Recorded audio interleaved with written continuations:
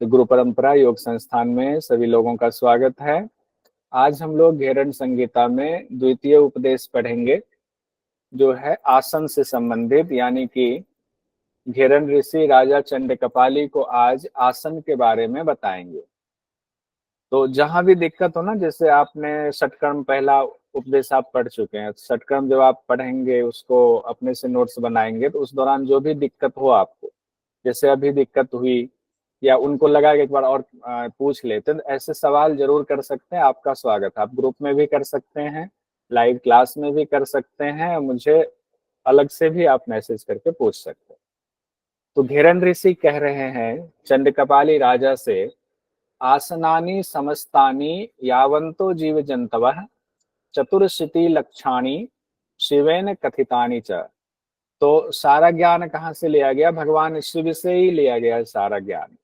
तो इसीलिए ये चीज बीच बीच में जोड़ा गया है कि भगवान शिव ऐसा कहते हैं, या भगवान शिव की कथन के द्वारा तो जितने जीव जंतु हैं उतने संपूर्ण आसन हैं।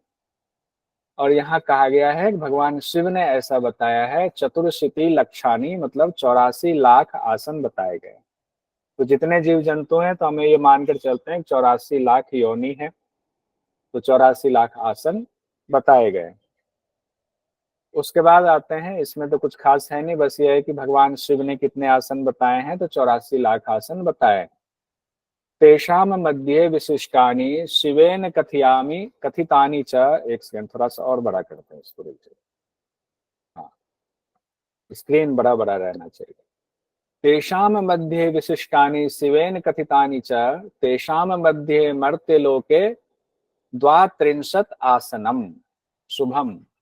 कहा गया है कि 84 लाख तो भगवान शिव ने आसन बता दिए, उसमें भी 84 आसन विशिष्ट है, विशेष कहा गया है।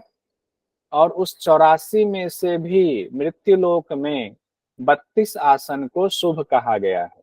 तो 3 पार्ट हो गया ना। पहला हुआ 84 लाख कुल आसन भगवान शिव ने बताए हैं, 84 लाख में 84 आसन को विशिष्ट बताया गया या विशेष बताया गया है। उस 84 में से 32 आसन को शुभ कहा गया। मैं जानबूझ करके वही शब्द इस्तेमाल कर रहा हूं जो शब्द के मंत्र में लिखा हुआ है। तो शुभ 32 आसन को शुभ कहा गया है। तो लास्ट में बात ये आती है, घेरन संहिता में कितने आसनों का जिक्र है? तो घेरन संहिता में 32 आसन के नाम बताए गए हैं। तो घेरन संहिता में इसीलिए कहते हैं कि घेरन संहिता में 32 आसन है। बहुत बढ़िया रुचि, जैसे ही मैसेज में डालते रहेंगे तो इसका मतलब आप इन्वॉल्व हैं। घेरन संहिता में कितने हैं? 32 आसन है। अब आसन के नाम बताए जा रहे हैं, 32 आसन के नाम हैं। और चूंकि आसन से आप हो, आप लोग सब लोग आसन करने वाले लोग हैं, योग करने वाले लोग हैं, तो आपको पता है कि आसन कौन कौन से हैं, कौन से नहीं है।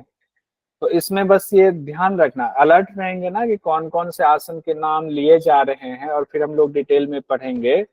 तो आपको 2 चीज करना है। एक तो ये करना है, पूरा आसन 32 आसन का नाम पढ़ के उसकी विधि पढ़ने के बाद ध्यान रखिए, अभी से एकदम ध्यान से सुनिए।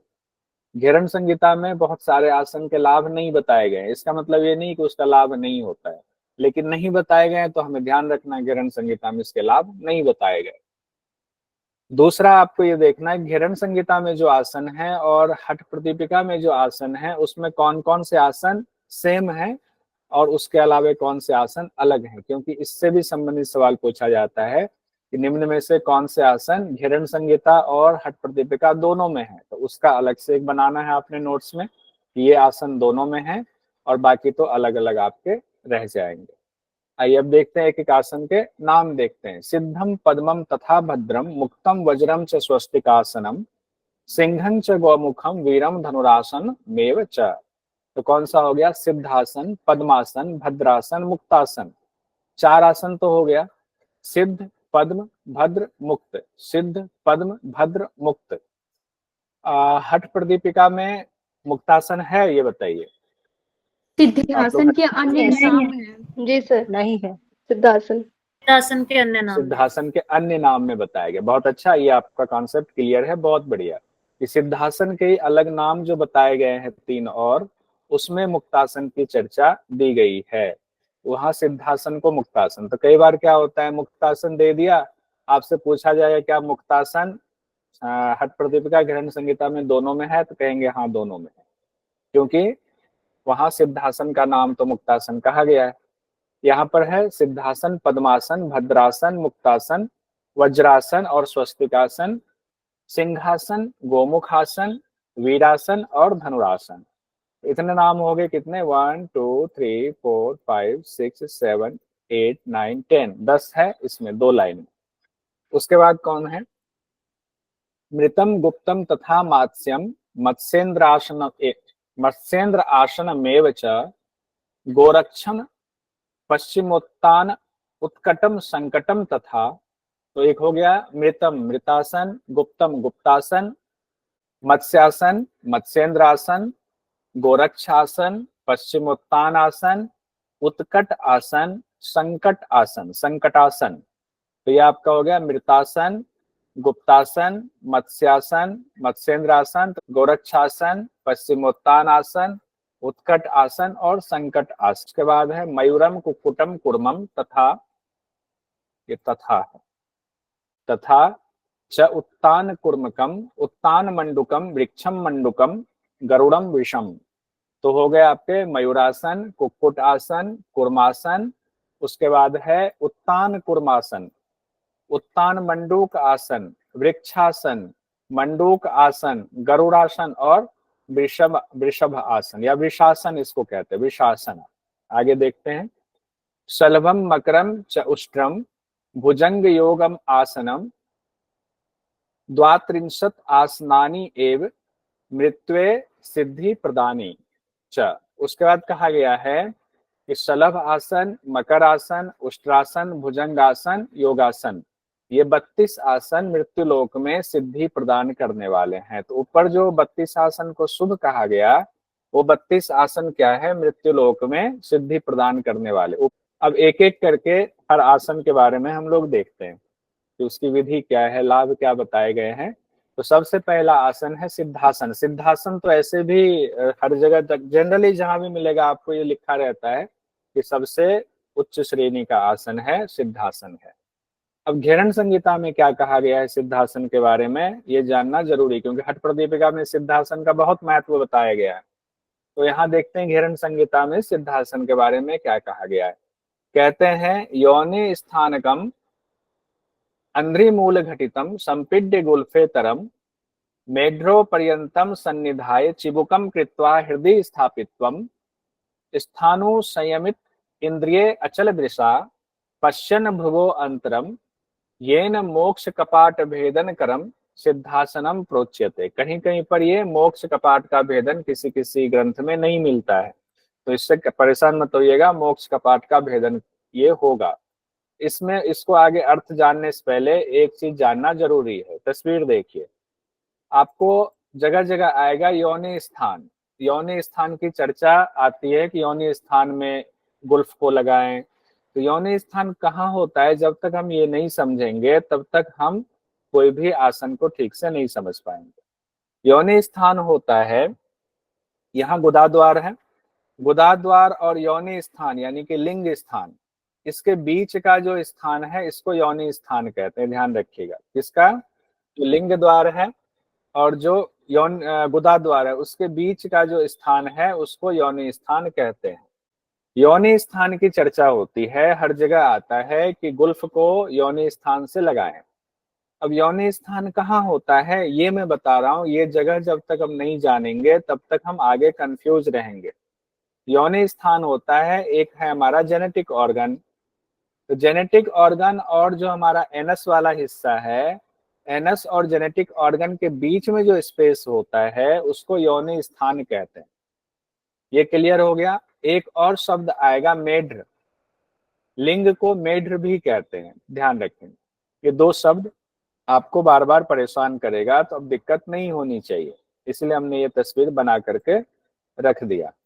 अब हम आते हैं सिद्धासन कैसे किया गया है वो देखते हैं। सिद्धासन के बारे में कहते हैं एक पांव की एड़ी से योनि स्थान को दबाना है। अब योनि स्थान की बात आ गई ना, तो योनि स्थान कहाँ हुआ, गुदाद्वार और लिंग के बीच में एड़ी को से दबाएंगे, एक पांव की एड़ी से दबाएंगे।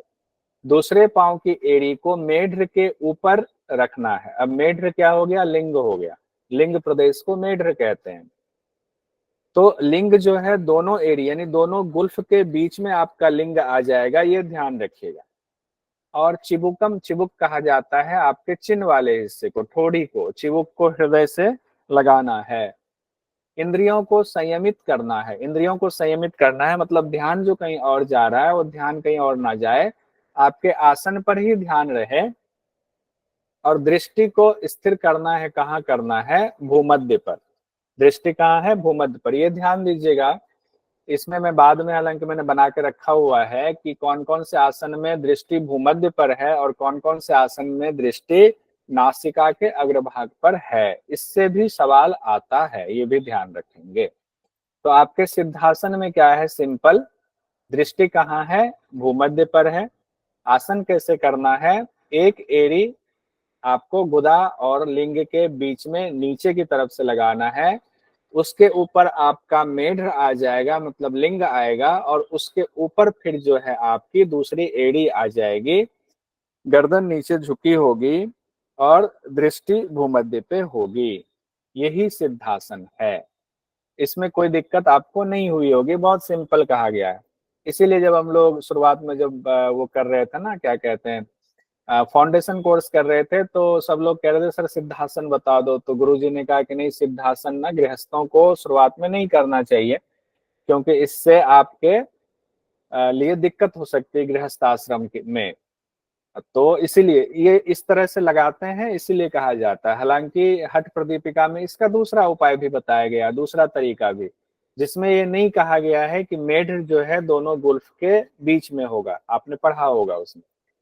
आते हैं अब हम लोग घेरन संहिता में क्या कहा गया है फल के बारे में, कि मोक्ष कवाट भेदन, कि मोक्ष के द्वार का भेदन होता है, ये फल में बताया गया। मोक्ष के कपाट खुल जाते हैं, मोक्ष के कपाट का भेदन होता है। किससे? सिद्धासन से। तो किस आसन से मोक्ष कपाट का भेदन होता है? तो सिद्धासन से होता है। बहुत सिंपल। और कुछ सिद्धासन के इसमें और लाभ नहीं बताए गए हैं। तो देखिए घेरन संहिता में एक तरफ तो जहां आपके षटकर्म के इतनी व्याख्या थी, वहीं सिद्धासन को सिर्फ इतने छोटे में निपटा दिया गया है। तो परेशान नहीं होंगे, बस इसको दिमाग में रखना है, और कहीं रख लेंगे लिख करके भी नोट में, तो ठीक रहेगा। दूसरा आसन है हमारा पद्मासन घेरन संहिता में। दूसरा आसन कौन सा है? पद्मासन। पद्मासन में कहते हैं वामो उपरि दक्षिणम ही चरणम संस्थाप्य वामम तथा दक्षिणो उपरि पश्चिमेन विधिना धृत्वा कराभ्याम दृढ़। ध्यान से देखिएगा। अंगुष्ठो हृदय निधाय चिबुकम नासाग्रम अवलोकयेत एतद व्याधि विकार नाशकरम पद्मासनम प्रोच्यते। तो पद्मासन का अभ्यास वैसे ही होता है जैसे हम लोग करते हैं, लेकिन यहाँ पर कहा गया है, फोटो में तो ऐसे नहीं दिया गया, तस्वीर तो हमने सिंपल वाली पद्मासन की लगाई है, लेकिन जो बात कही गई है क्या है? पश्चिमेन विधिना धृत्वा कराभ्याम दृढ़म, यानी कि जो बद्ध पद्मासन हम लोग करते हैं, बद्ध पद्मासन को पद्मासन कहा गया है घेरन संहिता में। जो पद्मासन के दौरान विधि बताई गई है, वो विधि कैसे बताई गई है? बद्ध पद्मासन की। क्योंकि कहा गया है कि दोनों हाथों से दृढ़ता से पकड़ना है। तो बाई जंघा के ऊपर दाहिने पांव को रखेंगे, फिर बाएं पांव के बाएं पांव को दाहिने जंघा के ऊपर रखेंगे, दाहिने हाथ से दाहिने पांव के अंगूठे को, बाएं हाथ से बाएं पांव के अंगूठे को पकड़ लेंगे, उल्टा करके। तो गलत लिखा चला गया। दाहिने हाथ से जाएंगे, अच्छा नहीं, दाहिने हाथ से तो दाहिना ही पकड़ेंगे ना, हाँ ठीक है। दाहिने हाथ से दाहिने पांव के अंगूठे को पकड़ेंगे और बाएं हाथ से बाएं पांव के अंगूठे को पकड़ेंगे। पांव तो उल्टा चला गया, उलट के ले जाएंगे तो उसी तरफ का साइड का पकड़ाएगा। और उसके बाद क्या करेंगे? ठोड़ी को हृदय से लगाएंगे और नासिका पे ध्यान होगी। अब इसमें अलग आ गया, नासिका पे के अग्रभाग पर देखना है। सिद्धासन में कहा गया भूमध्य पर देखना है, और पद्मासन में कहा गया नासिका के अग्रभाग पर देखना है। तो यहाँ पर हमने लिख दिया, ये तस्वीर पद्मासन की है, लेकिन श्लोक में बद्ध पद्मासन को पद्मासन कहा गया है। किसमें? घेरन संहिता में। फल में क्या कहा गया है? व्याधि विकार का नाश होता है। फल क्या है पद्मासन से? व्याधि और विकारों का नाश होता है। तीसरा आसन है हमारा भद्रासन। भद्रासन के बारे में कहा गया है, गुल्फो च वृषण स्याधो व्युत क्रमेण समाहितः पादा अंगुष्ठो कराभ्याम च धृत्वा वे पृष्ठ देशतः जालंधरम समासाध्य नासाग्रम अवलोकयेत भद्रासनम भवेत एतत् सर्वव्याधि विनाशकम। यानी कि दोनों एड़ियों को उल्टा करके अंडकोश के नीचे रखना है। अब थोड़ा सा इसमें अलग सा, प्रजापति जी आपका वीडियो खुला हुआ है। दोनों एड़ियों को, गुल्फ मतलब एड़ी होता है, ये शब्द आएगा आपको, गुल्फ मतलब एड़ी, उसको क्या करना है, उल्टा करके वृषण से आदो, वृषण मतलब अंडकोश को वृषण कहते हैं, तो उल्टा करके पीछे क्रॉस करके रख लेंगे और पीठ की ओर से दोनों अंगूठों को पकड़ लेंगे। पादा अंगुष्ठों कराभ्याम, कराभ्याम मतलब दोनों हाथ से पांव के अंगूठों को पकड़ लेंगे। च धृत्वा, जोर से पकड़ के रखेंगे पीछे की तरफ से, पृष्ठ देशतः। उसके बाद क्या कहना है, जालंधरम समासाध्य, जालंधर बंद लगाएंगे, वही ठोड़ी को, बार बार नहीं कहा है चिबुक को सन्निधाय करेंगे हृदय से, तो कहा गया जालंधर बंद लगाएंगे। जालंधरम समासाध्य, जालंधर बंद लगाएंगे और नासिका पे ध्यान होगा। तो ये जो तीसरा आसन आप कर रहे हैं भद्रासन, इसमें भी ध्यान नासिका पे कहा गया। अभी तक सिर्फ सिद्धासन में कहा गया है भ्रूमध्य पर ध्यान रखेंगे। फल में क्या कहा गया है, भद्रासनम भवेत एतत् सर्व व्याधि विनाशकम। भद्रासन से सभी व्याधियों का नाश होता है, सभी रोग दूर होते हैं। अब आएंगे मुक्तासन, जिसको कि हठ प्रदीपिका में सिद्धासन भी कहा गया है, लेकिन घेरन संहिता में मुक्तासन को अलग से एक आसन ही कहा गया है, मुक्तासन। और क्या विधि बताई गई है, कहते हैं पायु मूले वाम गुल्फम दक्ष गुल्फम तथोपरि समकाय श्री शिरोग्रीवम मुक्तासनम तु सिद्धिदम सिद्धिदम। पायु मूले वाम गुल्फम, बाएं पांव की एड़ी को पायु मूल में लगाएंगे। पायु मूल क्या होता है, गुदामूल। एक हमने पढ़ा ऊपर क्या, योनि प्रदेश, योनि प्रदेश हमने पढ़ा गुदा द्वार, यानी एनस और जेनेटिक ऑर्गन के बीच का हिस्सा था योनि प्रदेश। अब कहा गया है पायु मूल, पायु मतलब क्या होता है, पायु और उपस्थ होता है। पायु का मतलब होता है एनस, एनस को संस्कृत में पायु कहा जाता है, और उपस्थ को मेढ्र भी कहा जाता है, उपस्थ भी कहा जाता है, और लिंग भी कहते हैं हम लोग। तो ध्यान रखेंगे ये सब शब्द आएगा। तो पायु मूल में मतलब गुदाद्वार के मूल में बाम गुल्फम, बाई एड़ी को लगाएंगे। दक्ष गुल्फम तथोपरि, दाहिने गुल्फ को मतलब एड़ी को उसके ऊपर रख देंगे। शरीर, सिर और ग्रीवा को सीधा रखेंगे। सम काय, सम मतलब सीधा रखेंगे, काय मतलब शरीर, सिरो मतलब सिर, ग्रीवा मतलब गर्दन। शरीर, सिर और ग्रीवा को सीधा रखेंगे, यही मुक्तासन है। अब बताइए यहाँ जो विधि बताई गई है, एक तरह से ये लगता है जो वहां पर आपको हठ प्रदीपिका में सिद्धासन का एक अलग विधि बताई गई है। सिद्धासन के बारे में कहते हैं ना मतांतरे, दूसरे मत के अनुसार ऐसा बताया गया है, एक मत के अनुसार ऐसा बताया गया है, ये उसी से मिलता जुलता है। बस इसमें ये नहीं कहा गया है कि दोनों एड़ी के बीच में आपका मेढ्र होगा कि नहीं। इसमें यह भी नहीं कहा गया है कि पायु मूल को आपको जो है योनि प्रदेश में लगाना है। इसमें सीधा कहा गया है एड़ी को थोड़ा और पीछे की तरफ ले जाके सीधे गुदाद्वार के पास रखेंगे, और दूसरी एड़ी को फिर ऊपर वाली जो नीचे एड़ी है उसके ऊपर दाहिनी वाली एड़ी को रख देंगे, शरीर को सीधा रखेंगे, यही मुक्तासन है। तो जो चीज वहां दो विधि में बताई गई है हठ प्रदीपिका में, उसको यहाँ अलग अलग विधि बता करके नाम अलग कर दिया गया। बहुत सारे लोग इसी को मुक्तासन, मुक्तासन को ही सिद्धासन की दूसरी विधि बताते हैं। तो ये चीज अब क्लियर हो गया ना कि वहां पर क्यों दो अलग अलग कहा गया है। वहां पर बात एक ही है। वहां ये कहा गया है प्रदीपिका में कि मतांतर, एक मत के अनुसार ऐसे सिद्धासन करते हैं, एक मत के अनुसार ऐसे सिद्धासन करते हैं, और बाद में कह दिया गया सिद्धासन को मुक्तासन भी कहते हैं। और यहाँ कहा गया दोनों की विधि अलग है, दोनों का नाम अलग कह दिया गया है। ठीक है, ये आपको ख्याल रखना पड़ेगा। फल क्या कहा गया है? सिद्धि प्रदान करने वाला है। तो ये हो गया आपका मुक्तासन क्या है? सिद्धि प्रदान करने वाला है। ऊपर जो सिद्धासन था उसमें क्या कहा गया था? मोक्ष कपाट का भेदन करने वाला है, मोक्ष को देने वाला है। यहाँ लिखा ना, ये एक तरह से सिद्धासन का ही दूसरा रूप है, सिंपल सिद्धासन, इसमें ज्यादा नहीं कहा गया। अब हम लोग पांचवें आसन में आते हैं, वज्रासन में। मोक्ष भेदन, हाँ, वज्रासन में आते हैं। जंघाभ्याम व्रज कृत्वा गुद पार्श्वे पदो उभो वज्रासनम भवेत एतद योगिनाम सिद्धिदायकम। ये भी सिद्धि देने वाला है। कहा गया है कि जंघाभ्याम, दोनों जंघाओं को व्रज के समान दृढ़ करके दोनों पांव को गुदा के दोनों ओर लगाएंगे। अब देखिए, जैसे कि वज्रासन हम लोग करते हैं ना, तो जनरली वज्रासन में क्या करते हैं? दोनों एड़ी मिलाकर रखते हैं। अब यहाँ पर क्या कहा गया है? गुद पार्श्वे पदाभुवो। अब पांव को जो है, आपके जो गुदा वाला हिस्सा है, गुदा के पार्श्व, पार्श्व मतलब किनारा होता है, तो गुदा के किनारा वाले हिस्से में लगाना है। तो एक तरह से वही बात हो गई। बहुत सारे लोग इसकी व्याख्या ऐसे करते हैं, नहीं, पांव को पीछे फैला करके रखना है। लेकिन अगर गुद पार्श्व कहेंगे तो गुदा का पार्श्व हुआ ना, गुदा का एक तरफ मतलब एनस के एक तरफ और दूसरी तरफ पार्श्व हुआ, तो दोनों एड़ी जब रखेंगे तो एक तरह से एड़ी टच ही हो गई। उसी तरह से यहाँ पर वज्रासन कहा गया है।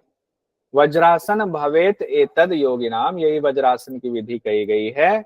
और ये क्या है? योगियों को सिद्धि देने वाली है। योगियों को सिद्धि देने वाली। ऊपर मुक्तासन भी कहा गया योगियों को सिद्धि देने वाली है, ये भी सिद्धि देने वाली। छठा आसन है हमारा स्वस्तिक आसन। एक दिन इसका डिस्कशन भी कर लेंगे, थोड़ा सा रुक करके। अभी तो मंत्र के हिसाब से करते जा रहे हैं, फिर बाद में क्या कर लेंगे, एक दिन रुक करके हटा करके सबसे एक एक आदमी से पूछ लेंगे, तो सबको याद हो जाएगा, चिंता मत कीजिए। क्योंकि हमें ये जानना चाहिए कि घेरन संहिता में क्या कहा गया, तो एग्जाम में क्लियर रहेगा। स्वस्तिक आसन। स्वस्तिक आसन में कहा गया है, जानु उर्वो अंतरे कृत्वा योगी पाद तले उभे ऋजुकाय समासीन स्वस्तिकम तत् प्रचक्षते। जानू उर्व, एक तो जानू शब्द आता है, एक उर्वा शब्द आता है, ये बहुत जगह आएगा। उरु, उरु भी आएगा या उर्वा आएगा, जानू आएगा। तो जानू का क्या मतलब होता है, कोई बताएंगे? जानू, घुटनों को, घुटनों को जानू कहते हैं, बहुत सुंदर। और उर्वा को क्या कहते हैं? जंघा कहते हैं। जंघा। तो ये जब क्लियर रहेगा ना, हालांकि दो चार बार रिपीट करेंगे तभी होगा। जब पहली बार जो लोग सुन रहे होंगे उनके लिए दिक्कत होगी, लेकिन धीरे धीरे हो जाएगा। तो जानू हो गया घुटना, उर्वा हो गया जंघा। हाँ, किन्होंने? भारती कोरे जी, बताइए। गलती से हो गया सर। अच्छा, कोई बात नहीं। तो दोनों कहते हैं जानू उर्वो अंतरे। तो दोनों, उर्वो कहा गया ना, तो दोनों जांग, तो दोनों जांघों और घुटनों के बीच में, जांग और घुटना, पांव मोड़ेंगे तो जांग और घुटना तो आ ही जाएगा। तो दोनों जांघों और घुटनों के बीच में दोनों पाद तल को, यानी दोनों तलवों को रखेंगे और शरीर को सीधा करके रखेंगे। यही स्वस्तिक आसन है। लाभ इसमें नहीं बताएगा। स्वस्तिक आसन क्या हुआ? जैसे हम लोग पद्मासन में पांव ऊपर चढ़ाते हैं ना, नहीं चढ़ाना है। पद्मासन में पांव ऊपर ना चढ़ा करके घुटना और जंघा के बीच में तलवा को ऐसे ले जाना, दूसरी तरफ तलवा आपका ऐसे हो गया, दोनों तरफ तलवा ऐसे आ रहा है। तो यही जो है कहा गया है स्वस्तिक आसन। लाभ नहीं बताया गया है। ऋजु का मतलब क्या होता है? सीधा। काय का मतलब शरीर। समासीन मतलब बैठना। तो शरीर को सीधा करके स्वस्तिक आसन में बैठना। इसकी तस्वीर लगाई नहीं है, बस तलवा जो है दोनों, ये मान लीजिए कि ये वाला हिस्सा है, अब इसके बीच में ये, यहाँ बीच में ये आ गया, दिख रहा है? वैसे ही दूसरी तरफ भी चला जाएगा। तो दोनों जो है तलवा के साथ आएगा। सातवां आसन आपका है सिंहासन का। सिंहासन कहते हैं, गुल्फो च वृषण स्यादहो व्युत क्रमेण ऊर्ध्वतांगतो चिति युग्मम भूमि संस्थम करो च जानुनो परि व्यात्त वक्त्रो जलंध्रेन नासाग्रम अवलोकयेत सिंहासनम भवेत एतत् सर्वव्याधि विनाशकम। एक तो यह है वक्त्र शब्द आएगा। वक्त्रो मतलब मुंह होता है। व्यात मतलब खोलना, तो मुंह को खोलना, इसका अर्थ हुआ मुंह को खोलना। व्यात वक्त्रो मतलब मुंह को खोलना। पहले यहां से देखते हैं गुल्फ। गुल्फ मतलब एड़ी, गुल्फो मतलब दोनों एड़ी की बात की जा रही है। वृषण शादो, वृषण शब्द फिर से आ गया, अंडकोश वाली जगह के बारे में बात आ रही है। तो कहते हैं दोनों गुल्फ को, वृषण शादो व्युत्क्रमेण, दोनों गुल्फ, दोनों एड़ी को हम अपने अंडकोश के पीछे व्युत्क्रमेण, व्युत्क्रम करके, ऊर्ध्व उल्टा करके रखेंगे। एक तो व्युत्क्रम भी है, उल्टा भी है। ऊर्ध्व मतलब उठा हुआ, ऊपर करके रखेंगे। देखिए इसको, यहाँ देखिए, दोनों पांव की एड़ियों को व्युत क्रम से यानी उल्टा करके, बाएं वाला दाएं, दाएं वाला इधर आ जाएगा, अंडकोशों के नीचे लगाएंगे। घुटनों के मूल जमीन को, घुटनों के मूल जमीन को, जमीन पर स्थापित करेंगे। मूल को, जमीन दो बार हो गया। घुटनों के मूल को जमीन पर स्थापित करेंगे। इसे वज्रासन वाली स्थिति होती है, लेकिन पीछे पांव क्रॉस होगा। दोनों हाथ घुटनों पे रख लेंगे, मुख को फैलाएंगे। व्यात वक्र चिति युग्मम भूमि संस्थम, यानी कि जो आपके दोनों घुटने हैं वो भूमि पर होने चाहिए। करो, करो मतलब दोनों हाथ, च जानुनो परी, जानू पर होना चाहिए, घुटने पर होना चाहिए। व्यात वक्त्रो, मुंह को खोल लेंगे। और जालंधर बंद लगाने की बात कही गई है, और नासिका का अवलोकन करेंगे। इसमें जालंधर बंद नहीं लगा हुआ है, ध्यान रखिएगा। जालंधर बंद लगाना है, फिर मुख को खोलना है, और कहाँ अवलोकन करना है? नासिका के अग्रभाग पर देखना है। यही सिंहासन है, और ये सर्व व्याधि विनाशकम है, सभी व्याधियों का नाश करने वाला है। अंतर क्या हो गया इसमें और आपके वज्रासन में? पीछे जो पांव है ना वो क्रॉस हो जाता है इसमें, ठीक है। सिंहासन में पीछे पांव क्रॉस हो जाएगा, जालंधर बंद लग जाएगा, मुंह खुल जाएगा, दोनों हाथ थाइस के यानी घुटने के ऊपर आ जाएगा। अब आते हैं, आठवां है हमारा गोमुख आसन। इसमें कहते हैं पादौ च भूमौ संस्थाप्य पृष्ठ पार्श्वे निवेशयेत स्थिरम कायम समासाद्य गोमुखम गोमुखाकृति है। पादौ च भूमो, दोनों पैरों को जमीन पर स्थापित करेंगे, संस्थाप्य स्थापित करेंगे। पृष्ठ पृष्ठ पार्श्वे निवेशियेत, और उसको क्या करेंगे, पांव को इस तरह से स्थापित करेंगे कि दोनों पांव जो है पृष्ठ मतलब पीछे वाले हिस्से में, निवेशियत मतलब स्थापित हो जाएगा। तो दोनों पैरों को जमीन पर इस तरह स्थापित करेंगे कि पीठ के दोनों बगल में वो चला जाए। उसके बाद कहेंगे स्थिरम कायम, शरीर को, काया, काय मतलब शरीर, स्थिर, उसको बिल्कुल सीधा कर लेंगे। समासाद्य, सीधा और स्थिर रखेंगे, तो गाय के मुख की आकृति बन जाती है। ये देखिए, ये वाला हिस्सा जो है ये गाय के मुख के समान बन जाता है। दोनों घुटना, एक घुटने के ऊपर दूसरा घुटना, तो ये गाय के मुख के समान इसकी आकृति बन जाती है। इसमें ये नहीं बताया कि हाथ कहाँ रखना है। हम लोग गोमुख आसन करते हैं तो जो घुटना ऊपर होता है वो हाथ ऊपर, फिर पीछे से हम लोग उसको पकड़ते हैं। लेकिन यहाँ इसकी चर्चा नहीं की गई है, ये लिखा हुआ नहीं है, इसलिए हमने हाथ को नहीं वहां लेकर गए। चलिए कोई बात नहीं। नौवां जो आसन है घेरन संहिता में वो है हमारा वीरासन। वीरासन में कहा गया है एकम पादम एकस्मिन विन्यसेत उरु संस्थिरम इतर अस्मिन तथा पश्चाद वीरासनम इति रतम। कहते हैं एकम पादम एकस्मिन, एक पांव पैर को दूसरे पैर के, विन्यसेद उरु संस्थितम, एक पैर को क्या करना, कहाँ विन्यास कहाँ करना उसका, दूसरे उरु पर, उरु मतलब जंघा पर, एक पैर को दूसरे पैर के जंघा पर स्थापित करेंगे। दूसरे, उसके बाद कहा गया है इतर, इतरस्मिन तथा, दूसरे पैर को, इतरस्मिन मतलब, इतर मतलब दूसरा वाला जो है, उसको क्या करेंगे, पीछे की ओर, पश्चात पीछे की ओर से ले जाते हुए उसको रख देंगे, पीछे की ओर से ले जाते हुए रख देंगे। यही वीरासन कहा गया है।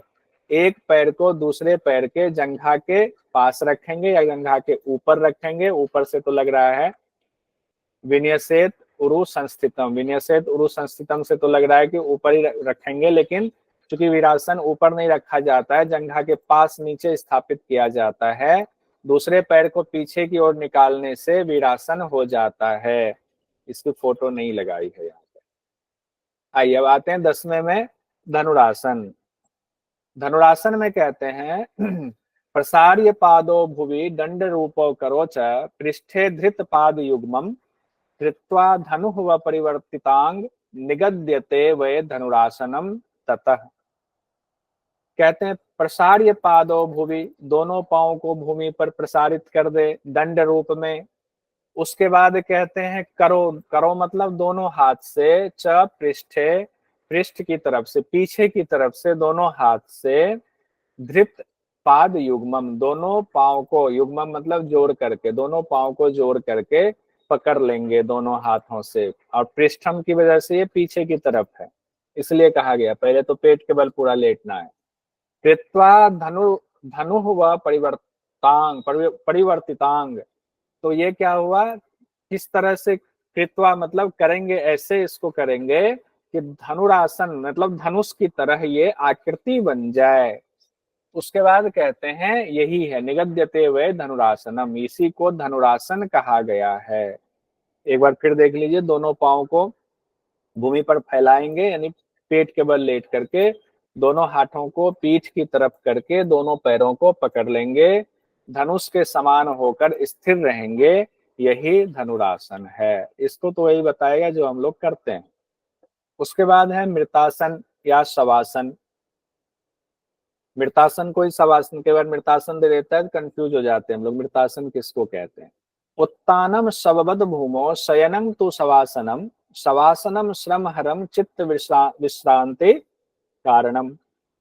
उत्तान सोना, उत्तान सोने का मतलब क्या होता है, पीठ के बल सोना को उत्तान शववत कहते हैं।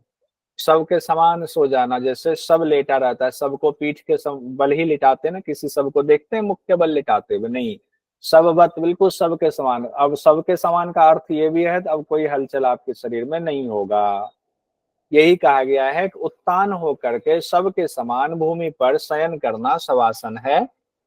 शवासन से क्या होता है, श्रम हरम चित्त विश्रांति कारणम, जो आपकी थकान होगी, श्रम हर मतलब थकान को दूर करता है, हर लेता है, और चित्त को शांत करता है, चित्त को भी विश्रांति देता है। तो थकान को दूर करता है, चित्त को विश्रांति देता है, श्रम हरम चित्त विश्रांति कारणम। 12 नंबर में है गुप्तासन। गुप्तासन के बारे में कहा गया है, जानु उर्वो अंतरे पादौ च कृत्वा पादौ च गोपयेत पदोपरि च संस्थाप्य गुदम गुप्तासनम विदुः। अब यहाँ पर पहले हम लोगों ने एक पढ़ा था ऊपर स्वस्तिक आसन, उसमें भी कहा था कि जंघा और उसमें था ना जानू और उर्वे के बीच में दोनों पांव के पाद तल को उसमें कहा गया था, पाद तल को रखेंगे, लेकिन उसमें ये नहीं कहा गया था कि पाद तल छिप जाएगा, गोपियत वाली बात नहीं थी। इसमें कहा गया है जानू और उर्वा यानी कि घुटना और जंघा के बीच में दोनों पांव को करेंगे और पांव को ऐसे रखेंगे कि वो दिखे ना, गोपियत पाद दिखे ना, ये गुप्तासन है। पदोपरि च संस्थाप्य गुदम, कहा गया पांव को ऐसे अंदर कर लेंगे कि ना दिखे, कि पांव के ऊपर गुदा प्रदेश को रख लेंगे। पदोपरि च संस्थाप्य गुदम यानी कि पीछे पांव ऐसे छिप जाएगा कि उस पर गुदा प्रदेश यानी उस पर एक तरह से हम बैठ ही जाएंगे, इसी को गुप्तासन कहा गया। तो उधर जो कहा गया था आपके स्वस्तिक आसन में, उसमें बैठने की बात नहीं थी कि इतना अंदर ले जाएंगे कि वो छिप जाए और उसके ऊपर आप अपना जो है हिप्स लगा करके बैठ जाएं, यानी गुदा प्रदेश को रख दें। लेकिन गुप्तासन में कहा गया है, गुप्तासन में गुप्त कर देना है। किसको करना, दोनों पांव को गुप्त कर देना, ऐसा गुप्त करना है कि दिखे ही ना, उसके ऊपर बैठ जाना, इसे ही विद्वानों ने गुप्तासन कहा है। लाभ गुप्तासन का नहीं बताया गया है। 13 नंबर में कहा गया है मत्स्यासन। मुक्त पद्मासनम कृत्वा उत्तान शयनम चरेत कुरपराभ्याम शिरोवेष्ट्यम रोगघ्नम मत्स्यासनम। अब देखिए, मुक्त पद्मासन की बात कर दी गई है, तो मुक्त पद्मासन कौन सा है, जो पद्मासन ऊपर बताया गया है, जिसमें कहा गया है कि बद्ध पद्मासन को पद्मासन कहा गया है। यहाँ पर कहाँ पर बद्ध पद्मासन को पद्मासन कहा गया है, घेरन संहिता में। इसीलिए उसको क्लियर करने के लिए कहा गया है मत्स्य आसन में क्या करेंगे, सिंपल पद्मासन लगाएंगे, उसको कहा गया है मुक्त पद्मासन। मुक्त पद्मासन जब आपके पास शब्द आए तो इसका मतलब है कि बद्ध पद्मासन नहीं, सिंपल पद्मासन मुक्त पद्मासन है। तो मुक्त पद्मासन करेंगे और उत्तान शयनम, पीठ के बल लेट जाएंगे। कुरपराभ्याम शिरोवेष्ट्यम, उसके बाद क्या करेंगे, अपने कुरपर से यानी दोनों हाथों, कुरपर वैसे कहते हैं ये वाला हिस्सा, कोहनी वाले हिस्से को कहते हैं, दोनों हाथों से सिर को ऐसे पकड़ लेंगे, ठीक है। और इस ये क्या है, इसका लाभ क्या है, रोग को खत्म करने वाला है, रोग को हरने वाला है। उत्तान शयनम तो हम लोग देख ही चुके थे, उत्तान लेटना मतलब पीठ के बल लेटना। कहते हैं ना कि पद्मासन लगा करके लेट जाओ, तो क्या उसको क्या कहते हैं, पद्मासन लगा करके लेटने का नाम कुछ है ना, पद्मासन, क्या उसको कुछ कहते हैं, शब्द अब भूल रहा हूँ अभी, इस आसन को पद्मासन लगा करके, सुप्त, देव जी आए, सुप्त पद्मासन कहते हैं ना, तो ये सुप्त पद्मासन ही करना है। सुप्त पद्मासन में बस यहाँ हाथ की ना स्थिति अलग बताई गई है कि कुरपर से कहा गया है। कुरपर क्या कहते हैं, इस वाले से वो कुरपर कहते हैं। यहाँ कुरपर मर्म होता है, जो आपका ये कोहनी वाला हिस्सा है ना बीच का, यहाँ से 4 उंगली नीचे लेंगे, 4 उंगली नहीं सिर्फ 1 उंगली, तो यहाँ पर इस जगह पे कुरपर मर्म होता है, जिन्होंने मर्म चिकित्सा सीखी होगी, बस कोहनी से 1 उंगली छोड़ करके यहाँ कुरपर मर्म होता है, पेट के लिए बहुत फायदेमंद होता है। तो कुरपर से जो है सिर को पकड़ लेना है, ये क्या है, रोग को खत्म करने वाला है, उसी को मत्स्यासन कहा गया है। अब मत्स्यासन हम लोग जो करते हैं, सिर को पूरा उल्टा कर देते हैं, हाथ से जो है अंगूठे, दोनों अंगूठों को पकड़ लेते हैं, हम लोग मत्स्यासन ऐसे करते हैं। ये क्या है, रोग को नष्ट करने वाला है। 14 नंबर में आपका बताया गया है मत्स्येंद्रासन। मत्स्येंद्रासन, इसको लेकर के बड़ा कंफ्यूजन होता है। मत्स्येंद्रासन कहते हैं उदरम पश्चिमा भासम कृत्वा तिष्ठत यत्नतः नमृतम वाम पादम ही दक्ष जानु परिन्यसेत यत्र याम्यम कुरपरम च वक्त्रम याम्य करे अपि च भ्रुवो मध्ये गता दृष्टि पीठम मात्स्येंद्र उच्यते। कहा गया है उदर को पीठ की ओर खींचकर, उदरम पश्चिमा भासम, पश्चिम मतलब पीछे की तरफ होता है, उदर मतलब पेट को पीछे की तरफ खींच करके रखना है। बाएं पांव को दाहिने घुटने पर रखें, बाएं पांव को कहाँ रखना है, दाहिने घुटने पर रखना है। नमृतम वाम पादम ही दक्ष जानु परे, जानु मतलब घुटना, नियसेत रख देना है। उसके बाद कहते हैं वहीं दाई यत्र याम्यम कुरपरम च वक्त्रम, दाई कोहनी, वहीं दाई कोहनी को रखें, बाएं हाथ पर मुख को स्थापित करें, दृष्टि भूमध्य पर रखें। अब यहाँ पर दृष्टि कहा गया भूमध्य पर, किसमें, मत्स्येंद्र आसन में। ये जो मत्स्येंद्र आसन है ना, इसको ऐसे करते हैं जैसे कि पद्मासन आप लगाते हो, तो पद्मासन में एक तरफ को पांव को पूरा तलवा जमीन पर लग जाता है।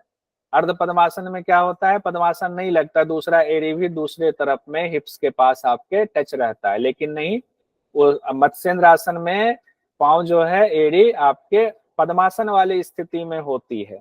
ये ध्यान रखिएगा, साफ साफ लिखा हुआ है, पद्मासन वाली स्थिति में होती है, दूसरा पांव दूसरी तरफ, पद्मासन में एक पांव का घुटना ऊपर आ जाता है और पेट को पूरा क्या करते हैं, उदर को पीठ की तरफ खींच कर रखते हैं। यही मत्स्येंद्र की स्थिति है। लेकिन इसमें जो मेन बात है वो है, ये है भूमध्य में दृष्टि को रखना है। भूमध्य में दृष्टि अभी कहाँ कहाँ पर आया हुआ है, बताइए कोई भी अभी तक जो आसन पढ़े हैं। पद्मासन में सिंहासन और मत्स्येंद्रासन। ठीक है, अब देखिएगा कहीं और भी आता है क्या, ये देखना है। उसके बाद 15 नंबर में है हमारा गोरक्षासन। गोरक्षासन में कहा गया है जानू उर्वो अंतरे, फिर जानू और उर्वो अंतरे कहा गया, यानी घुटना और जंघा के बीच की बात फिर कही गई है। जानू उर्वो अंतरे, पादों पांव को रखना है। उत्तानो अव्यक्त संस्थितो गुल्फो च आच्छाद्य हस्ताभ्याम उत्तानाभ्याम प्रयत्नतः कंठ संकोचनम कृत्वा, ये तो हो गया जालंधर बंद लगाना है, और नासाग्रम अवलोकित, नासिका पर देखना है। गोरक्षण, गोरक्षणम आहु योगिना, योगियों ने इसे ही गोरक्षासन कहा है, सिद्धि देने वाला है, इसको समझिए। जानू और पहले तो दोनों जंघों और घुटनों के बीच में दोनों पांव के पंजों को रख देंगे, इस तरह रखेंगे कि छुप जाए। अव्यक्त संस्थितो, अव्यक्त मतलब जो दिखे ना, व्यक्त ना हो, अव्यक्त, इस तरह से रखेंगे कि छुप जाए। अब यहाँ छुपने की बात की गई है। उसके बाद क्या कहा गया, गुल्फो, दोनों एड़ी को, च आच्छाद्य, दोनों एड़ी को, दोनों गुल्फ को हाथ से, हस्ताभ्याम, हाथ से आच्छादित कर देंगे, ढक देंगे, हथौलियों से दोनों एड़ियों को ढक लेंगे, कंठ का संकोचन करेंगे और नासिका पर दृष्टि रखेंगे। अब ये ना जानू उर्वो अंतरे में तीन चीजें आपकी आ गई। स्वस्तिक आसन आ गया, एक आपका गुप्तासन आ गया था, और यहाँ पर कौन सा आसन आ गया आपका, गोरक्षासन। तीनों में थोड़ा थोड़ा अंतर दिया गया है, ठीक है। उस अंतर को अब एक जगह तीनों आसन को आप लिख करके तीनों में अंतर कर सकते हैं। कल इसके बारे में पूछूंगा और आप लोगों को नोट्स बनाकर आना है। और इसमें लाभ क्या कहा गया है, गोरक्षासन से सिद्धि को देने वाला, सिद्धि, गोरक्षासन सिद्धि प्रदान करने वाला है। आज हम लोग यही 15 आसन तक रहने देते हैं। इसमें लगेगा 2-3 दिन हम लोगों को, ताकि आप ये मत सोचना कि सिर्फ आप पढ़ते चले गए। अभी पढ़ते चले गए, कुछ चीजें समझाते गए, इसका जब रिपीटेशन होगा तो रिपीटेशन में आपको सब कुछ क्लियर हो जाएगा। फिर हम सारे आसनों को एक साथ ला करके रखेंगे। देखते हैं इसमें मैंने रखा है कि नहीं, नहीं तो दूसरी जगह पे लिखा हुआ है ये, हाँ यहाँ पे लिखा हुआ है। देखिए कैसे होगा, थोड़ा सा बता देता हूँ आप लोगों को, तो मन में तसल्ली मिलेगी कि ऐसे तो पढ़ते चले गए। हमने ये दिया हुआ है, इसको छोटा कर लेते हैं। देखिए इसमें हमने दिया गया है, पहले तो लिखा है, उस आसन को एक तरफ लिखा है जिनके फल बताए गए हैं, और उन आसन को दूसरी तरफ लिखा है जिनके फल नहीं बताए गए हैं। तो इसमें बहुत सारे आसन ऐसे जिनके फल नहीं बताए गए हैं। उसके बाद हमने आसन का नाम लिखा है, दृष्टि लिखा है, दृष्टि कहाँ है, तो दृष्टि जो है सिद्धासन में भूमध्य पर दृष्टि है। उसके बाद आपके मत्स्येंद्र आसन में जो है भूमध्य पर दृष्टि है, और किसी में है भूमध्य पर दृष्टि, सर सिर्फ दो में ही है। देखिए यहाँ पर आपके मिल जाएगा। अब यहाँ आसन और दृष्टि की बात है, तो मत्स्येंद्र आसन में भूमध्य पर ध्यान है और सिद्धासन में भूमध्य पर ध्यान है। दो ही आसन में भूमध्य पर ध्यान है, ये तो अभी आपको याद हो ही गया होगा। मत्स्येंद्र आसन में भूमध्य दृष्टि, सिद्धासन में भूमध्य दृष्टि, ये घेरन संहिता में बताया गया। बाकी पद्मासन, भद्रासन, सिंहासन, गोरक्षासन और योगासन, इन 5 में बताया गया है नासिका पर दृष्टि रखनी है, ठीक है। तो मेन जो कम वाला होता है ना, पिन पॉइंट वाला, वो पूछा जाता है, किन 2 आसनों पर दृष्टि भूमध्य में कहा गया है। हो सकता है मत्स्येंद्र आसन के बारे में दे दे, आप सोचो मत्स्येंद्र में तो नहीं होगा, नासिका पर दृष्टि दे देते हैं, नहीं।